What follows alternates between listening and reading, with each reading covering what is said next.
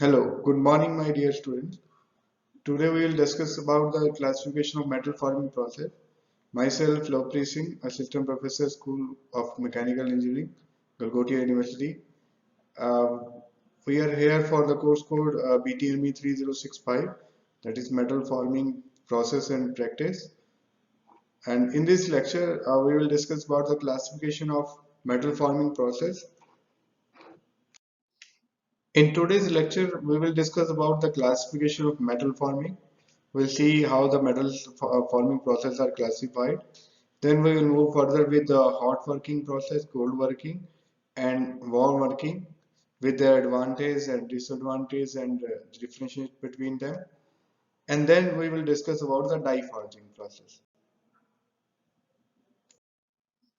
So first is the metal forming process. The metal forming process, as we know, is a process of converting the raw material into desired shape, that is a shape of geometry with the minimum loss of material. So it's a large set of manufacturing industries in which the material is deformed plastically to take the shape of die geometry. The tool used for such deformation are called die, punch, etc. depending on type of process. So next is the concept of plastic deformation. The stresses behind yield strength of the workpiece materials is required. So we can categorize based upon these stresses are first is the bulk metal deforming, second is the sheet metal forming. In the bulk deformation, rolling process, forging process, extrusion process, wire and bar drawing. In the sheet metal process, bending, deep or cup drawing, shearing, miscellaneous process, all these are process classification of metal forming process. Next is the classification of basic bulk forming process. As we discussed in last lecture, uh, first is the rolling, then forging, extrusion, wire drawing. These are the basic forming process. So the bulk forming is a sleeve deformation process resulting in massive shape change. The surface area to volume the work is already very small and it's mostly done in the hot working condition. So the rolling, the workpiece in the form of slab or plate is compressed between the two rotating rollers in the thickness direction. So the thickness is reduced in the most of the rolling case. The rotating rolls draw the slab into gap and compress it. The final product is in the form of sheet. Then in the forging process, the workpiece is compressed between the two dies contain a shaped contour. The die shapes are imparted into the final parts. Then in the extrusion, as we discussed in last lecture, the workpiece is compressed or pushed into the die opening to take the shape of die holes as its cross section. So next is the wire or rod drawing. In this case, the workpiece is pulled through the opening, a small opening that takes the cross section. So this is the classification of basic bulk forming process. This is just a revision. We already discussed in the last lecture. Now another classification came for the forming process that is based on the temperature of a billet or workpiece. In this category, the first classification is cold working. The cold working is generally done at the room temperature or slightly above the room temperature. The advantage compared to hot forming are closer tolerance can be achieved, good surface finish because there is no recrystallization or crystallization of metals. Due to strain hardening, higher strength and hardness is seen in this part. The grain flows during deformation provide the opportunity to desirable directional properties. Since no heating of the work is involved, furnace, fuel, electricity costs are minimized and machining requirement are minimized also. So the possibility, so the cost is drastically reduced in this cold working process. So let us have a looks on the disadvantage side with the compared to hot forming process. The higher force or power are required as the whole for deformation it takes place at below room temperature. So the higher force or power is required. Then a strain hardening of the work metal limits the metal forming that can be done by cold forming because of sometimes the metals get reflected back to its original shape. So that's why it's limited for some of the metals. The workpiece is not ductile enough to cold work. Sometimes the workpiece is our workpiece is not ductile enough to bear the load of cold working process. So these are the disadvantage and advantage of hot cold for working process. Next is the warm working. Warm working is forming of in the preferred at a preferred temperature just above the room temperature, but below crystallization temperature. So the temperature is in between the room temperature and pre-crystallization temperature of metals. The working temperature is taken to be the zero point 0.3 Tm, where Tm is the melting point of the workpiece. So advantages are enhanced plastic deformation properties, lower force required, intrinsic work geometry are possible, annealing stage can be reduced. So hot working process in which the recrystallization temperature is between 0.5 Tm, that is melting temperature, to 0.75 Tm. So that's a higher than the warm working process. The advantages are significant plastic deformation can be given to the sample, significant change in work piece shape, lower forces are required, materials with premature failure can be hot formed, absence of straightening due to work hardening. Disadvantages are shorter life to life, poor surface finish, lower dimensional accuracy, sample surface oxidation. So next is the bulk forming process. The forging, it's a deformation take process in which the workpiece is compressed between two dies using either impact load or hydraulic load or a gradual load to deform it. It's used to make a variety of high strength component for automotive, aerospace and other applications. The components includes the engine crankshaft, connecting gears, aircraft structure component, jet engine turbine parts, etc. So the category based upon our temperature, that is cold working, hot working, or hot forging or warm forging, based on the pressure, that is impact load or forging hammers, gradual pressure, that is with the help of forging pressures, category based on the type of forming. So open die forging, impression die forging, flashless forging. So here we can see in this diagram the open die forging is shown. The workpiece is compressed between two flat patterns or die, thus allowing the metal to flow without any restriction to sidewise direction relative to die surface. So there one is upper die, then this is workpiece, then there is lower die. So the workpiece can move to either of these directions or any direction, so it's not restricted anywhere. So next process in this category is impression die forging. In this impression die forging, the die surface contain a shape that is in the workpiece during compression. Thus, the restriction of the metals flow significantly. So, in this case, the upper die part is here, and then lower die part is here. Here is the workpiece. So, the flow is restricted in these directions only. There is some extra deformed materials outside the die impression, which is called flash. So this is the flash. So the our required shape is this circular shape, and this is the extra material that is called flash, which is laterally we can cut it or trim it. In the second part, the second category, this flashless forging. The workpiece is fully restricted with the die and no flash is produced. The amount of initial workpiece used must be controlled accurately.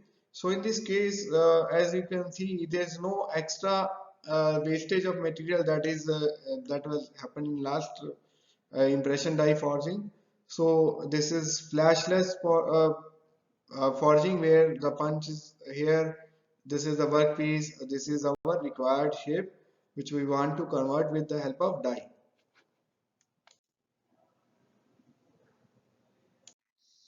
The next category in the forging is open die forging. Here the dies, as we already discussed in last slides, the direction or in this case is not specified. So material can move in this direction or this direction. Uh, so there is no that's why it's called open die forging. Here in this animation you can see the start of compression. The diameter is d naught, that is while in the compression is started, that is d naught, and v force is the uh, punch is moving with the v forces, with the v velocity and the force f, and the height is h naught. After the partial compression completed, the diameter of this blank is increased, so the height is decreased. This height is decreased, and velocity is v and force is f. After the completed compression, the diameter get increased, that is df, and height is decreased further, that is hf. So the simplest example of die forging compression of a billet between two flat dies halves, which make a compression test, that is known as upsetting or upset forging. Under the ideal condition where there is no friction between the billet and die surface, homogeneous deformation occurs. In this, diameter increase uniformly throughout its height.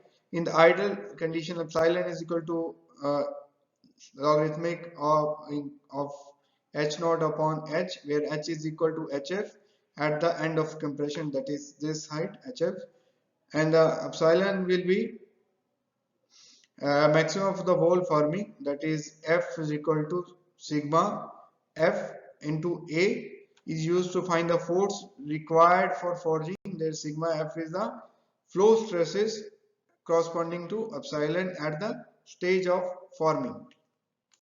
So in the continue to last slide, in actual forging operation, the deformation will not homogeneous as bulging occurs because of presence of friction at die billet interface. Because we have considered that a die billet is frictionless, but it's not a practical case.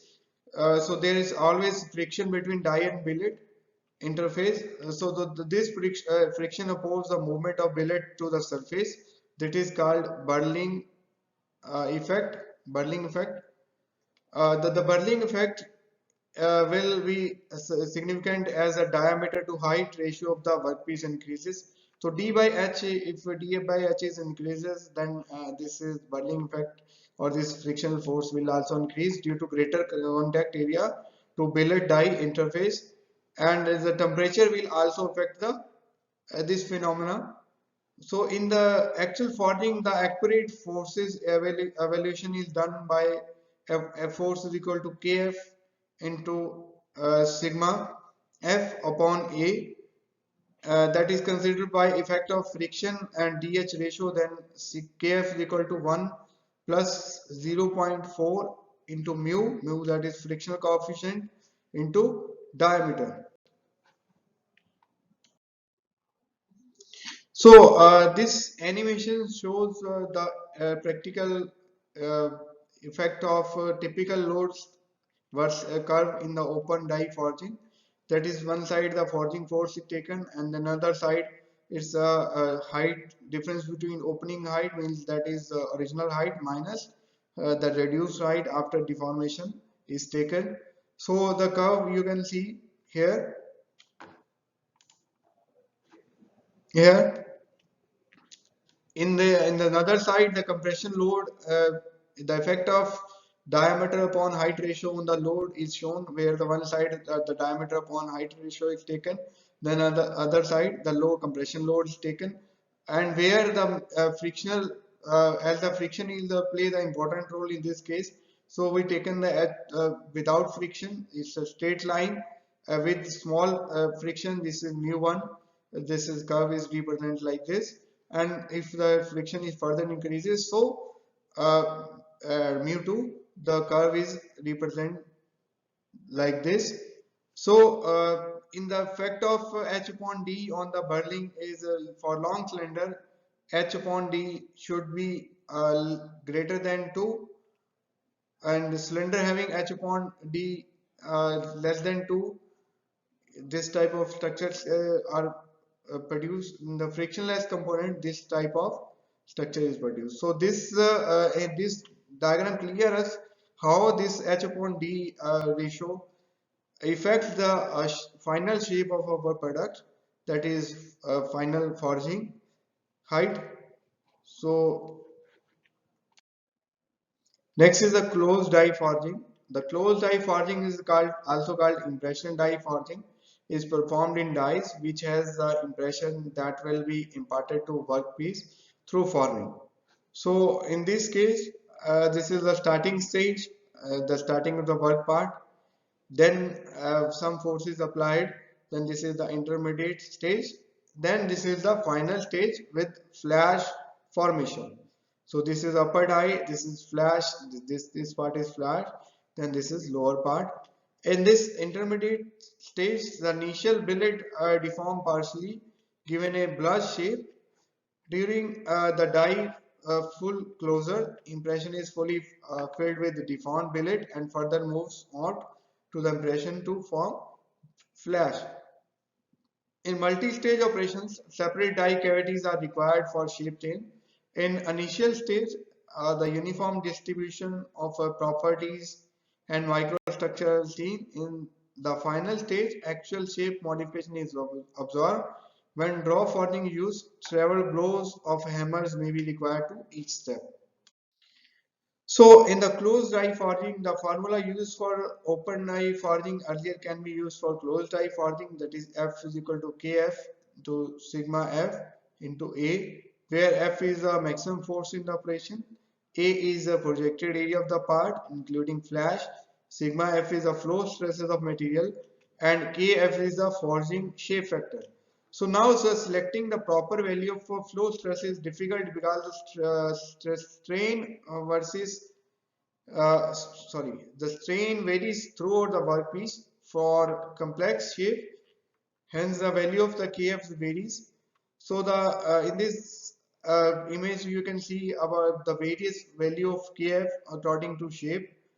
The above equation is applied to find the maximum force during the operation, since that is the load that will determine the required capacity of press used for forging operations. The next operation is flashless forging. As we discussed earlier, the flashless forging means where there is no flash or no wastage material is produced in this case. Here, in this diagram, you can see this is the starting of the work operations. This press moves downward with the velocity v and force F. Here is the starting of the workpiece. This is the workpiece, and then in the intermediate case, this is getting deformed, and then the required shape is produced with the sponge, and this is finished part. This is die. In the flashless forging, the most important is that the workpiece volume must be equal to the space in the die cavity within a very close tolerance. If the starting billet size is too large, excessive pressure will cause damage to die and press. If the billet size is too small, the cavity will not fill. So we must calculate about the how much material is required, workpiece volume is required for that space of the cavity to be filled. Because of this demand in the process is stable for making simple and symmetrical parts, symmetries, and are to work materials such as aluminium, magnesium, and another alloys.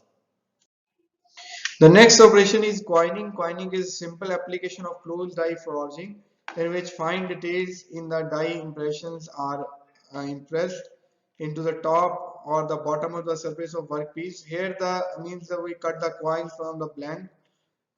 Here the punch. This is the die. This is the blank, the starting blank. We apply this the F force on this punch with the velocity v, and then we cut the desired shape.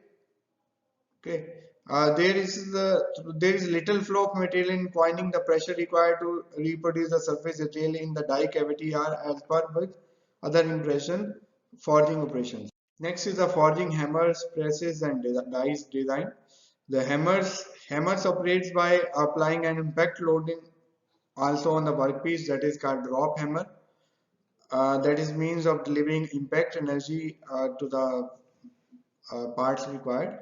This is the diagram for drop hammer. This is the head, this is piston rod, and then this is frame, this is ram. Ram means that press, and this is anvil. When the upper die strike the workpiece, the impact energy applied causes the part to take the form of the die cavity, and sometimes several blows of hammers are required to achieve the desired shape. Drop hammer are classified as gravity drop hammers or power drop hammers. Gravity achieves their energy by falling weight of the heavy hammer. So the force is depend on the height of the drop and the weight of the ram. So actually we use the gravitational pull uh, to on this case. In the power drop hammer accelerate the ram by pressurized air or steam. The presses, the force is given to the forging billet gradually or not like impact forces. So the mechanical presses, in this presses, the rotating motion of the drive motor is converted into translation motion. The ram, they operate by means of cranks or knuckle joint. Mechanical presses are typically achieve very high forces at the bottom of forging strike. Hydraulic presses, hydraulic driven piston is used to actuate the ram. The screw presses apply forces by the screw mechanism that drives the vertical rams. Both screw drives and hydraulic drives operate at relatively low ram speed. Next is the forging terminology. First one is the parting line. This is the line that divides the upper die from the lower die. Here you can see in this diagram, this is the parting line which divides the upper part of the die to lower die part. In other words, this is a plane where the two dies halves meet. The selection of parting line affects grain flow in the part, required load, and flash formation. So obvious if the parting line is there is gap between the parting line, then the flash will the form. The second is the draft. It is the smallest angle given on the slides of the part required to remove it from the die. So this is our final part, and this is the draft angle which is given on the inside of the part, that is inside draft angle. This is the outside draft angle, that is outside. It's meant for draft angles. It's meant for easily removal of part after operation is completed. That is 3 degree for aluminum, magnesium parts, 5 to 7 degree for stainless steel. So 5 to 7 degree for stainless steel, 3 degree for magnesium and aluminum parts. Next is webs and ribs. These are thin portion of the forging that is parallel and perpendicular to parting line. This is web, this part is web, and this is ribs. This is parallel to that parting line. This is perpendicular to parting line. The more difficult witness in the forming the parts, they are becoming very thinner. Fillet and corner radial. The fillets are provided at the small radial limits that the metal flow and increase strain on the die surface during forging. Flash. Flash, as we already discussed, the flash is extra material that is built by that is formed by pressure build up because of flash formation controlled, proper design of gutters and flash line. These are the reference from the where the all the details and image are taken. This is the reference books also, so you can refer these materials for further studies. Thank you.